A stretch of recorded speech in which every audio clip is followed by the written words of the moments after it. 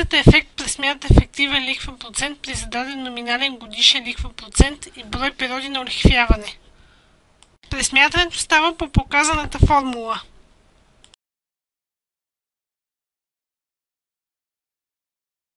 Ето как се прилага функцията ефект. Показан е за сравнение резултатът от формулата.